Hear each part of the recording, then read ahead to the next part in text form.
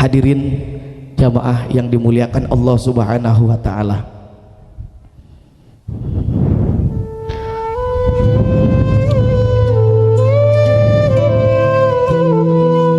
Pada kesempatan sore yang berbahagia ini, kita dihadapkan oleh Allah tiga sosok anak yang sangat dicintai oleh Rasulullah Muhammad sallallahu alaihi wasallam. Mari kita perhatikan ibu, wajah-wajah lubuk mereka, wajah-wajah riang mereka. Saat ini mungkin anak kita bisa tersenyum, saat ini mungkin mereka bisa tertawa, tapi kita tidak pernah tahu apa yang dirasakan di dalam hatinya. Kita nggak pernah tahu apa yang mereka rasakan selama ini. Kita yakin dan percaya mereka merasakan kerinduan yang sangat besar terhadap sosok seorang ayah. Sosok seorang ayah yang mungkin saat ini mereka ingat. Sosok seorang ayah yang mungkin saat ini hanya mereka kenang. Ingin mereka bisa berkumpul dengan ayahnya seperti anak-anak yang lain. Tapi Allah berkata lain. Allah lebih sayang terhadap orang tua mereka, ayah mereka.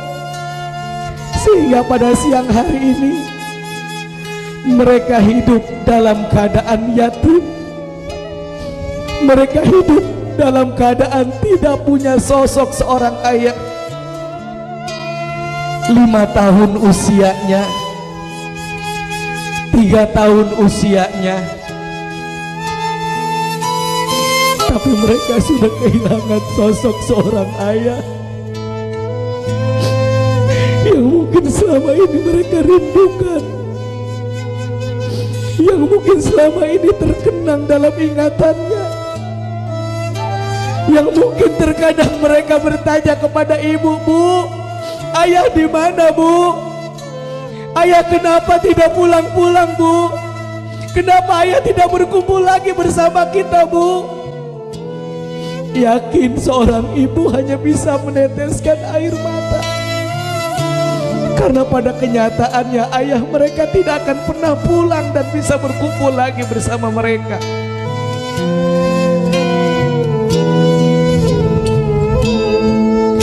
Coba kita bayangkan hadirin jamaah yang dimuliakan Allah, apalagi ketika datang hari raya Idul Fitri, di mana semua anak berkumpul dengan orang tuanya, di mana anak-anak ini berjalan menuju ke masjid untuk sholat bersama ayah-ayahnya. Ada yang tangannya dituntun dengan ayahnya, ada yang digemblok dengan ayahnya, bahkan ada yang digendong dengan ayahnya, dan mereka bercandaria bersama ayahnya. Namun bagaimana dengan mereka? Mungkin mereka hanya bisa berhayal, "Ya Allah, seandainya ayah saya masih ada, seandainya ayah saya masih hidup, mungkin saya pun bisa merasakan apa yang dirasakan oleh teman-teman hamba, ya Allah. Ingin sekali hamba memeluk ayah, ingin sekali hamba merasakan kasih sayang ayah, ingin sekali hamba berjalan bersama ayah, tapi semua tidak pernah bisa lagi hamba rasakan, ya Rob. Karena ayah mereka sudah tidak akan pernah lagi kembali kepada mereka, tidak bisa lagi memeluk mereka, tidak bisa lagi memberikan kasih sayang kepada mereka. Bahkan ada satu kisah di zaman Rasulullah Muhammad sallallahu alaihi wasallam, ketika Nabi sedang berangkat menuju masjid untuk melaksanakan sholat Idul Fitri. Kemudian Rasulullah melihat ada anak kecil yang sedang menangis, menundukkan kepalanya, berada di depan pintu dengan pakaian yang kusam, dengan pakaian yang kotor, dengan pakaian yang tidak layak lagi dipakai. Anak itu duduk di depan pintu sambil menundukkan matanya, sambil menundukkan kepalanya dan menangis dengan terseduh-seduh. Kemudian Rasulullah menghampiri anak tersebut dan bertanya kepada anak itu, "Wahai nak, kenapa engkau tidak ikut bermain bersama mereka dengan ayahnya? Kenapa engkau tidak sholat Idul Fitri bersama keluargamu, nak? Di mana ayahmu? Di mana ibumu, nak?" Maka sambil tertunduk anak itu pun menjawab, sambil terbata-bata menahan ledakan tangisnya, menahan ledakan kesedihannya. Anak itu pun berkata, "Wahai Tuan, saya juga ingin merasakan bahagia seperti teman-teman saya, bisa sholat bersama ayahnya, bisa berkumpul dengan keluarganya. Tapi Tuan, saat ini saya sudah tidak punya siapa-siapa lagi. Kemana saya harus mengadu? Kemana saya harus meminta?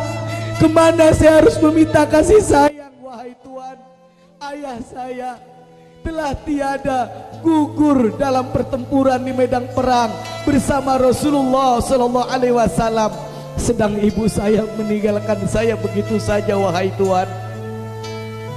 Akhirnya Rasul pun berkata, "Wahai nak, maukah engkau Fatimah sebagai kakakmu, Hasan Husain sebagai saudaramu, dan aku sebagai ayahmu?" Ketika anak itu melihat ke arah orang tersebut, ternyata itu adalah Rasulullah. Ternyata itu adalah Rasulullah Muhammad Sallallahu Alaihi Wasallam. Dan anak yatim itu pun bergembira karena dia merasa punya sosok seorang ayah, bahkan ayahnya adalah Rasulullah Muhammad Sallallahu Alaihi Wasallam. Maka bapak, ibu dan jamaah yang dimuliakan Allah, apa kata Nabi? Siapa orang yang menyantuni anak yatim piatu, mereka sayang kepada anak yatim piatu, mereka cinta kepada mereka, mereka selalu berbagi kasih kepada mereka. Maka ana wakafilul yatimi fil jannah, aku kata Nabi, aku kata Rasul akan bersama orang-orang yang peduli dengan anak yatim, akan bersama orang-orang yang cinta dan menyantuni anak yatim. Nanti aku akan bersama mereka di dalam surganya Allah. Dan jarak antara aku dengan dia bisa babati wal wusta wa faroja bainahuma, jaraknya hanya dengan jari tengah dan jari telunjuk. Masya Allah. Maka pada siang hari ini, sore hari ini, kita akan minta doa dari mereka, ibu dan jamaah sekalian. Wa takdiru ala hajatika, maka dengan doa mereka semua hajat kita siang hari ini akan dikabulkan oleh Allah Subhanahu wa taala.